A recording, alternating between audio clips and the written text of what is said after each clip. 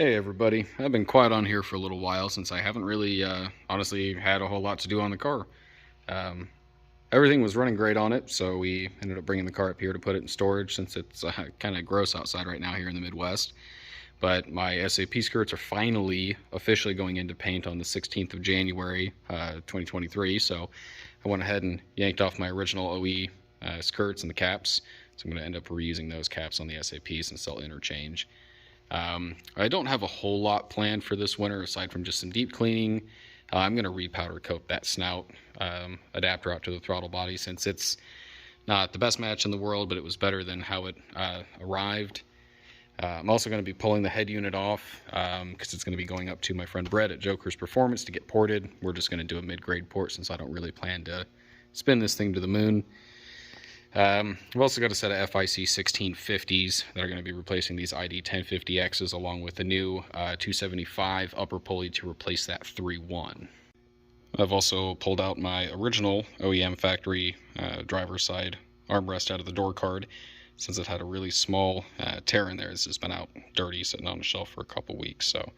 But I went ahead and replaced that with a new old stock OEM one, which is also now dusty. I had to go back through some of the interior lighting, some of the wiring on it for the gauges, and redo it since a crimp came loose. I think it just wiring got brittle or something along those lines. Maybe it just vibrated out, but that's now fixed, and the interior is now all back in one piece.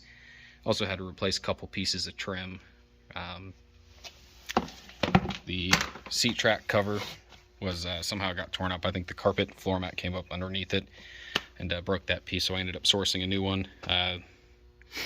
And I also had to replace my driver's side kick panel down here since it had gotten broken somehow. I don't know if I kicked it or what happened, but it had cracked, so I went ahead and replaced that as well.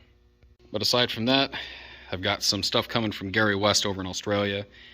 So we're going to do a new shift boot in a perfect OEM match. I may end up picking up a VY Sport wheel just to replace my Redline Goods flat bottom one.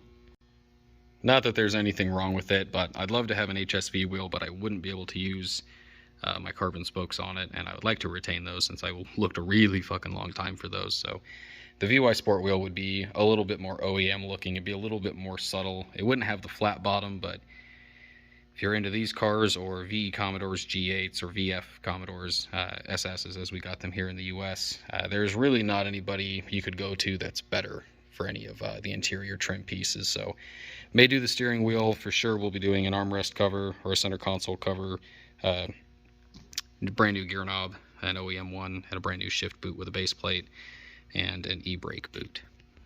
And aside from that, port the blower, go meet up with a buddy of mine who refuses to blow me a kiss back when I'm at work nearby him. Ejectors. I do have a set of 323 motive gears that I picked up for this thing a while ago, and they've honestly been sitting on that shelf right there. So those will be replacing the dog shit motive 390s. I hate the whine. I don't like motives. I don't really care what anybody else says. If they make a good gear for another platform, a 9-inch or an 8.8, it's wonderful, happy for you. But in these cars, as far as I'm concerned, I've checked the backlash, the pinion depth, everything. It's just the way that the gears are manufactured. It's the face that's cut into them from the factory. It drives me nuts, so that's something that's definitely going to be remedied this winter. I also might be moving from a true track over to a wave track. Thought about doing a cause, but I'm not against a clutch pack style LSD, but I like the snappy mechanical lockup and not needing to run a friction modifier. So if I need to drop a fluid, out of the diff and reseal it, I don't have to wait on a specialty friction modifier to come, don't have to worry about clutches needing rebuilt, and I like the predictiveness of the mechanical lockups. So along with the skirts, I've also got a new set of tires coming on the way. These Mickeys are a couple years old, so they're going to be getting replaced. And I'm finally going to be throwing away these awful Nittos. I absolutely hate Nittos as well. I've had such a negative experience with them, both on this car and the SS. 2 sets of 555 G2s on the Impala, and it wouldn't even hook with a stock stalled ST1 or LT1 car. So I wasn't a big fan of that. But I've already got a couple small things wrapped up. I kept having oil residue on the inside of my hood, pretty much directly above where the catch can vent to atmosphere is. I know a lot of people will stick steel wool in them down one side, but I don't want that rattling around inside of my catch can, possibly causing noise and or issues. down the line with either the steel mesh filter element, or if something were to happen and this lid were to fail, I don't want the mesh to go everywhere or just obliterate itself. So I finally was able to source one from Vibrant, and they make a whole entire drop-in baffle assembly, O-ringed and everything. So that's now in there. I've already taken it for a couple test drives before it started snowing and the weather got really shitty, and that issue's been remedied. But aside from that, I don't really have a whole lot planned for it. The car should really only be down for maybe a month total, just depending on what Brett's schedule looks like, and depending on how easily my diff comes apart.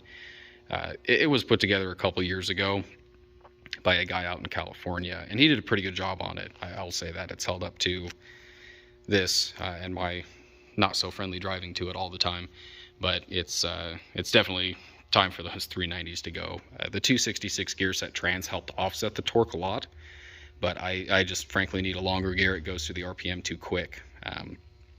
So hopefully it'll be a little bit more road friendly. It'll cruise at a nice low RPM. It should cruise at about 1800 or 1700 RPM, depending on what height tire I run in the back. But I'll probably stick to a 275 4017 right now as just a decent little street radial to run around on. So this shouldn't end up being a terribly busy winter. I'm still going to get a couple things I want to get knocked out that I've been honestly neglecting to do on the car. So just some general cleaning. I'm going to try and do a small wire tuck. So the map sensor, everything up here is going to stick around, but the cam position sensor, I'm going to try and tuck some of this wiring, if at all possible, just to kind of clean up the bay a little bit.